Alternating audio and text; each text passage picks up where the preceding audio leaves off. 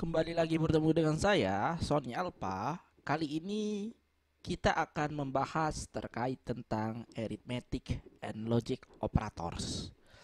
Namun sebelumnya saya akan sedikit membahas kenapa sih kita perlu untuk mempelajari tentang operator. Pengetahuan akan operator ini, saya rasa ini adalah pengetahuan yang akan sangat penting bagi rekan-rekan semua ke depannya.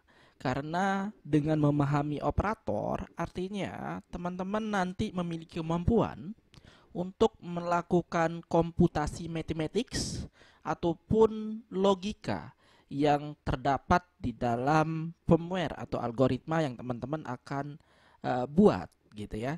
Contoh kasusnya ketika teman-teman ingin membuat semacam logika ketika ada pembacaan sensor temperatur gitu melebihi batas tertentu, maka akan terjadi suatu action tertentu. Itu termasuk ke dalam operator logika atau teman-teman akan melakukan logic tertentu. Selain itu juga nanti akan terdapat berbagai jenis komputasi matematik mungkin. Salah satu hal yang paling sederhana mungkin adalah melakukan konversi satuan gitu. Misalkan teman-teman membutuhkan misalkan hasil bacaan temperatur dalam satuan yang lain, misalkan ke Fahrenheit atau mungkin ke Celsius atau yang lain.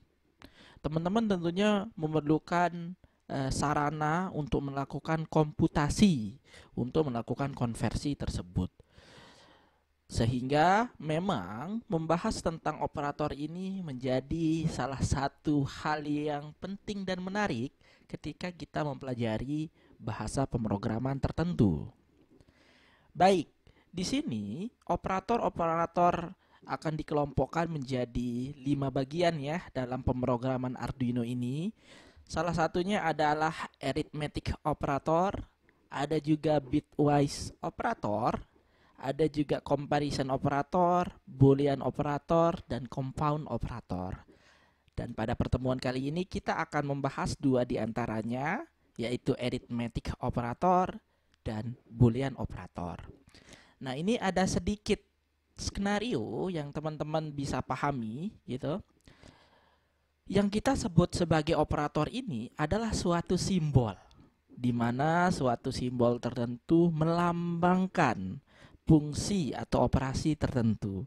Dalam hal ini dicontohkan ada suatu statement A plus B gitu, di mana simbol plus ini menunjukkan bahwa atau memberitahukan bahwa kita akan melakukan operasi penjumlahan dari dua value atau dalam hal ini kita sebutnya sebagai operan, yaitu A dan B gitu. Ketika kita menggunakan operator tertentu, maka tentunya kita akan melakukan operasi tertentu sehingga menjadi keharusan nanti ke depannya untuk rekan-rekan semua ketika membahas tentang operator, teman-teman juga harus menghafal ya, gitu, menghafal penggunaan simbolnya. Jangan sampai tertukar satu dengan yang lain. Gitu. Baik, langsung saja. Yang pertama yang akan saya bahas adalah terkait tentang arithmetic operator. Saya rasa arithmetic operator ini adalah operator yang sangat umum atau common yang teman-teman sadar tidak sadar sering menggunakannya gitu. Tapi sekali lagi yang perlu rekan-rekan ketahui mungkin di sini adalah penggunaan simbolnya. Jangan sampai salah gitu ya. Contoh kasus di sini ketika teman-teman ingin menjumlahkan dua value, di sini dicontohkan n ditambah satu gitu. Berarti value dari n ingin teman-teman jumlahkan dengan value 1. Maka teman-teman bisa menggunakan simbol plus. Sementara kalau minus kita bisa pakai simbol yang strip seperti ini ya. Nah, ini untuk perkalian kita pakainya simbolnya bintang dan pembagian kita pakainya simbolnya slash. Dan ingat ini hanya satu slash. Kalau teman-teman menggunakan dua slash, nanti tentu akan menjadi operasi yang lain gitu ya, akan menyimbolkan hal yang lain. Terus ada juga sisa bagi atau kita biasa sebutnya modulo. Nah, kita di sini menggunakan simbolnya adalah apa namanya? Adalah persen. Dan satu lagi yang menarik di sini mungkin sebagai tambahan, simbol plus ini atau additional simbol ini, teman-teman juga bisa menggunakannya untuk menyambung string. Nah, ini juga nanti akan banyak penggunaannya ya. Ternyata kita ketika perlu menjumlahkan string gitu, yang akan terjadi itu seolah-olah kita menggabungkan saja ya.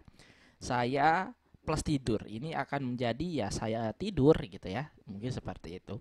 Supaya tidak membingungkan, mungkin langsung saja saya akan mencontohkan operator aritmetik ini ya menggunakan walkWe. Ya, ini adalah walkWe yang rekan-rekan sering gunakan. Pertama, kita akan mencoba mensimulasikan operator-operator aritmetik ini.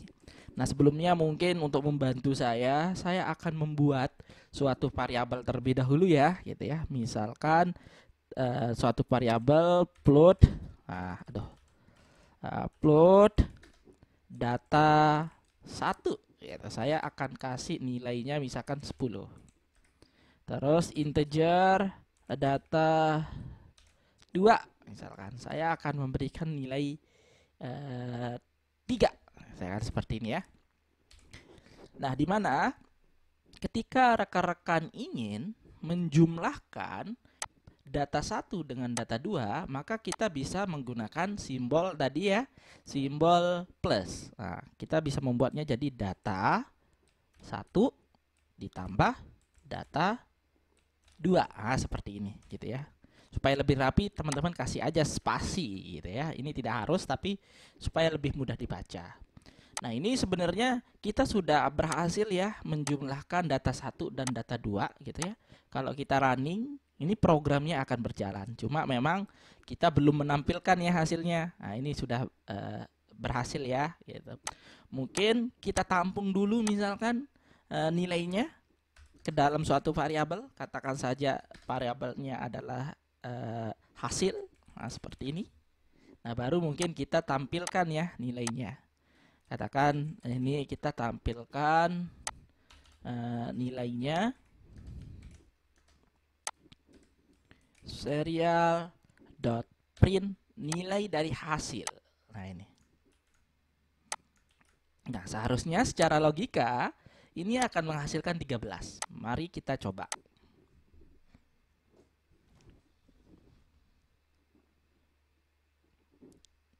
Ya, benar ya, hasilnya adalah 13. Ini berarti kita sudah berhasil menggunakan operator penjumlahan ini. Bagaimana kalau operatornya pengurangan gitu ya? Nah, simbolnya seperti ini ya rekan-rekan.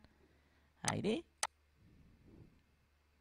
maka hasilnya adalah harusnya 7 ya. Nah, dan benar ya, hasilnya adalah 7 gitu. Operator perkalian. Oke. Nah, seperti ini. Tinggal diubah saja. Maka ini akan menghasilkan 30 gitu ya, harusnya 30. Kita lihat hasilnya juga 30. Nah, selanjutnya mungkin modulo. Nah, ini yang menarik mungkin ya, kita pakai modulo ya. Nah, seperti ini ya, data 1 modulo data 2 gitu ya. Nah, kenapa ini tidak bisa? Nah, ini mungkin akan menjadi suatu pertanyaan ya. Kenapa data 1 modulo data 2 kenapa hasilnya menjadi error ya, gitu ya. Nah, karena sekali lagi di sini itu apa namanya, di modulo ini dikatakan bahwa di sini menggunakan tipe yang berbeda ya. Harusnya sama-sama tipe datanya sama, misalkan integer gitu ya. Kita ubah dulu jadi integer ya. Nah, ini misalkan data 1 modulo 3. Nah, berarti harusnya hasilnya adalah 1 ya. Nah, coba kita perhatikan. Hasilnya adalah 1. Nah, kenapa hasilnya adalah 1? Nah, gitu ya. Nah, secara sederhana, kalau modulo itu ketika kita membagi angka 10 dengan angka 3, karena definisi dari modulo itu adalah sisa baginya, gitu ya. Artinya kalau kita bagi kan jadi desimal ya. Kalau kita bagi matematik 10 dibagi 3 mungkin kita dapatnya 3,33 gitu ya. Tetapi karena kita mencari modulonya, maka 10 dibagi 3 itu dapatnya berapa gitu ya.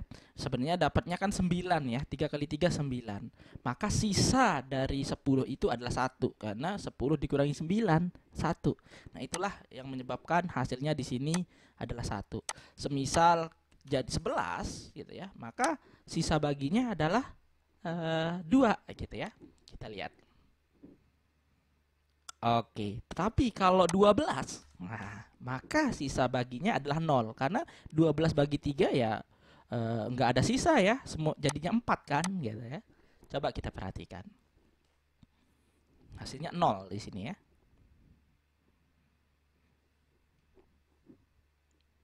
Ya, hasilnya akan 0. Nah, berbeda dengan 13. Berarti hasilnya akan jadi 1 lagi gitu ya.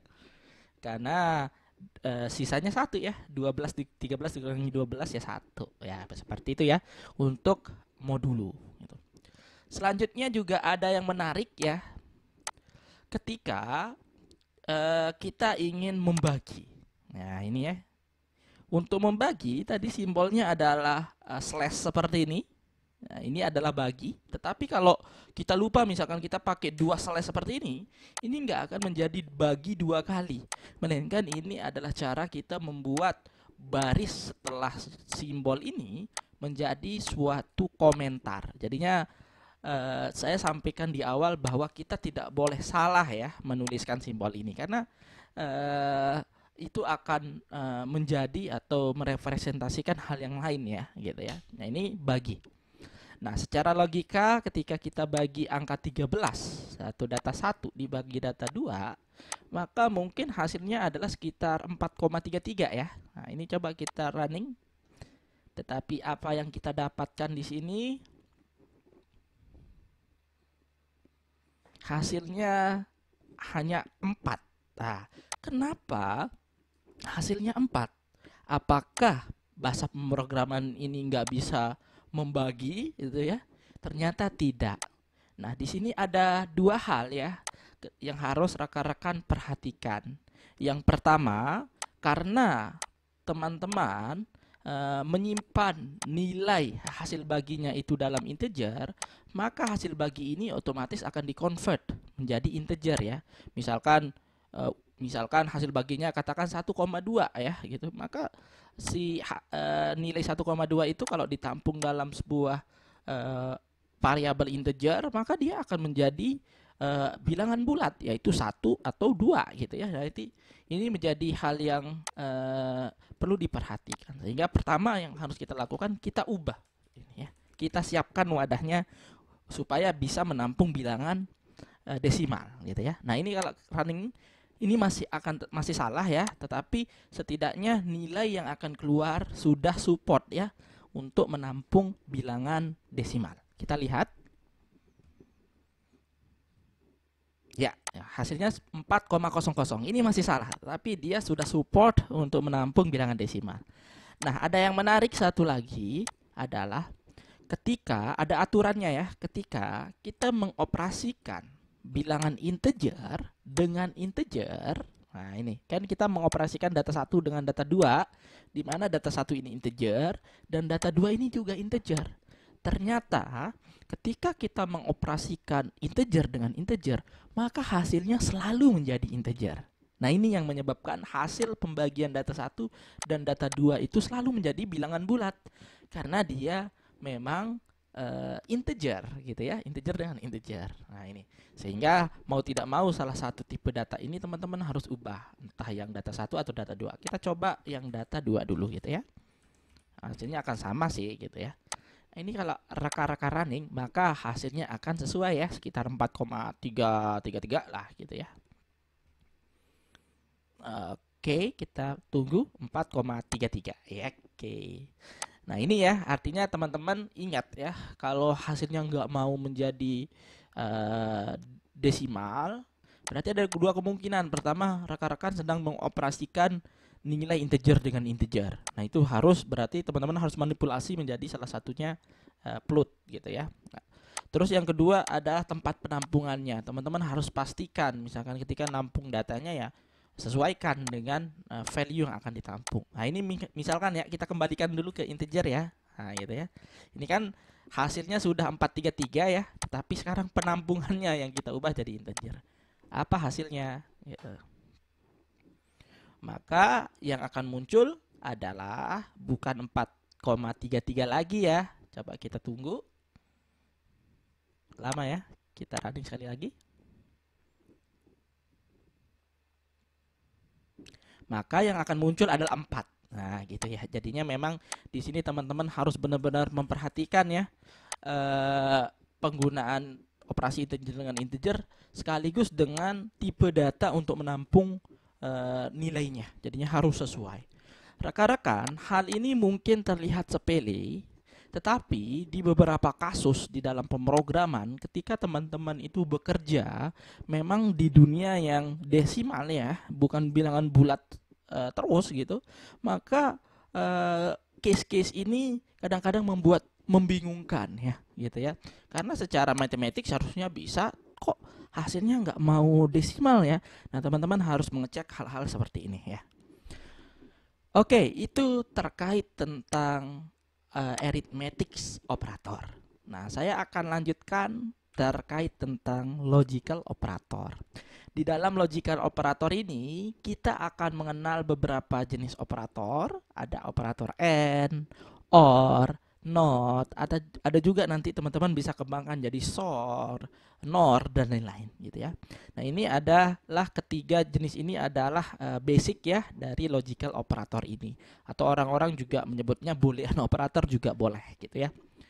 Ya, ketika teman-teman ingin menggunakan operator AND gitu ya, berarti teman-teman harus menggunakan simbol seperti ini. Dan ingat ini, N-nya itu logonya seperti ini atau simbolnya itu ada dua. Jangan sampai satu. Kalau satu nanti artinya berbeda. OR juga sama. Kita pakainya dua garis lurus vertikal seperti ini ya. Dan NOT kita pakainya tanda seru seperti ini gitu. Nah, mungkin yang menarik dari logical operator adalah bagaimana sih cara kerjanya. Kalau arithmetic operator kan tadi sederhana ya, seperti layaknya arithmetic matematik biasa gitu ya. Ternyata kalau logical operator ini dia akan bekerja sama dengan hukum logic table ya gitu ya. Dia akan mengikuti apa namanya hukum ini gitu ya, atau mengikuti cara kerjanya si logic table yang teman-teman mungkin pernah pelajari di elektronika digital contohnya gitu ya. Dimana nanti intinya ketika teman-teman menggunakan salah satu logic operator tadi, kita contohkan saja N misalkan gitu. Ketika teman-teman mengoperasikan operan A dan B, di mana A itu bernilai false misalkan gitu ya, terus B-nya juga bernilai false, maka outputnya atau hasilnya atau kesimpulannya akan bernilai 0. Begitu juga inputan A-nya true misalkan, B-nya false, maka juga akan outputannya false. Ternyata ketika kita menggunakan operator AND, maka satu-satunya supaya keluarannya sama gitu ya, atau keluarannya menjadi true ketika kedua operannya itu adalah true gitu ya. True kita AND kan dengan true akan menghasilkan true. Selain itu adalah nol. Kalau OR mungkin sebaliknya ya. Dia akan hanya menjadi nol ketika dua-dua operannya itu menjadi false gitu ya. Dan not ya kebalikannya ya, hanya satu, masukannya hanya satu ya, hanya operannya hanya satu gitu. Nah ini cara kerja dari logic operator atau boolean operator. Ya supaya tidak bingung saya akan kembali ya gitu ya. Kita akan coba mensimulasikannya di sini gitu ya. Nah kemarin ketika kita membuat suatu operator gitu ya, misalkan saya akan membuat suatu variabel dulu ya. Nah, tipe datanya boolean. A misalkan, ini nilainya adalah true misalkan gitu ya. Ball B gitu ya, ini adalah false gitu ya. Nah, seperti ini. Oke. Ketika teman-teman ingin apa namanya ingin mengoperasikan ini misalkan gitu ya, kita operasikan dengan OR misalkan, maka caranya itu sederhana ya. Nah, ini kita ubah dari sini aja ya. Nah, oke. Caranya adalah variabel A kita OR-kan dengan B gitu ya, terus kita akan simpan misalkan ya dalam suatu hasil ya, boolean, harusnya tipe datanya juga boolean ya, hasil gitu ya, seperti ini misalkan, terus kita tampilkan. Nah, ini sudah kita melakukan operasi OR, kita running. Nah, karena berdasarkan operasi OR, seharusnya ketika true rekan-rekan OR-kan dengan false, maka harusnya hasilnya adalah true. Tetapi di sini muncul 1. Nah, ini aliasnya ya. Jadinya rekan-rekan bisa simpulkan bahwa nanti 1 itu juga adalah alias dari true, oke? Dan 0 adalah alias dari false. Nah, ini perlu teman-teman ingat juga ya. Jadinya benar ya, kalau kita mengikuti kaidah ini, ternyata tadi inputan A-nya itu adalah false, inputan B-nya adalah true, maka outputannya adalah true. Benar ya, sesuai dengan kaidah ini. Kembali ya. Oke, ya, jadinya rekan-rekan sekarang sudah benar ya, gitu ya. Terus bagaimana kalau seperti ini? Misalkan saya nambah satu variabel lagi, ball C, misalkan seperti ini, dimana saya ingin melakukan operasi A, saya OR-kan dengan B, gitu ya. Terus C, gitu ya, saya OR-kan dengan, saya AND-kan dengan B, gitu ya. Terus hasil antara A OR B saya AND-kan dengan hasil dari B and C, gitu ya. Nah, misalkan kita bikin sekarang ini hasil 1 ya. Oke. Nah, terus kita juga bikin operasi 2, ball hasil 2, dimana di hasil 2 ini adalah mengoperasikan antara B dan C gitu ya, dimana di sini misalkan true. Nah, seperti ini ya. Oke, nah sekarang kita punya hasil 1 dan hasil 2. Nah, kalau tadi kita tahu ya, kalau A kita OR-kan dengan B, maka ini hasilnya adalah true ya. Nah, kalau B kita OR-kan atau kita AND-kan dengan C, nah ini ya, harusnya logikanya adalah keluarannya adalah ini ya, adalah 0 juga atau false. Nah, gitu ya. Atau kita ini dulu ya, kita tampilkan hasil 1. Nah, ini saya copy. Misalkan ini hasil 2 ya. Saya kasih di sini hasil 2. 1. Oke, nah ini kita running ya. Kita lihat ya, benar nggak hasilnya false kalau yang hasil 2. Nah, kita lihat ya. Hasil 1 adalah true, benar. Hasil 2 adalah false, sesuai dengan cara kerja logic gate. Nah, ini ya. Terus sekarang saya ingin meng-AND-kan atau meng-OR-kan, terserah kita. Misalkan kita AND-kan aja ya, hasil 1 dan hasil 2. Caranya ya sederhana gitu ya. Kita misalkan ball hasil 3, nah, gitu ya. Hasil 3 adalah hasil dari hasil 1, misalkan kita AND-kan dengan hasil 2, misalkan seperti ini ya. Berarti true kita AND-kan dengan false, maka harusnya hasilnya adalah false ya. Nah, ini kita tampilkan 3 gitu ya. Ya, ini kalau kita running, maka hasilnya adalah false harusnya ya, gitu ya. Ya benar ya, hasilnya adalah false. Nah, ini kan agak panjang ya, gitu ya. Nah, kalau teman-teman ingin menyingkat jadi 1, kadang-kadang nanti kita perlukan ya, supaya nggak terlalu panjang. Misalkan teman-teman sebenarnya bisa membuatnya seperti ini nih. Misalkan langsung saja untuk melihat hasil 3 gitu ya. Nah, ini jadinya saya ini aja ya, uncomment, comment sorry. Caranya mungkin adalah langsung saja copy nih, gitu ya. Tapi dikurung supaya amannya ya, gitu ya. Terus kita end kan, nah, sama aja ya, B dan C. Misalkan gini, kita buka kurung. Paste. Nah, ini kita komen. Nah, gitu ya. Ini juga kita komen misalkan. Ini juga hasilnya akan sama ya. Ini kan hasilnya false ya. Kalau kita running ini doang, maka ini harusnya munculnya false juga gitu ya.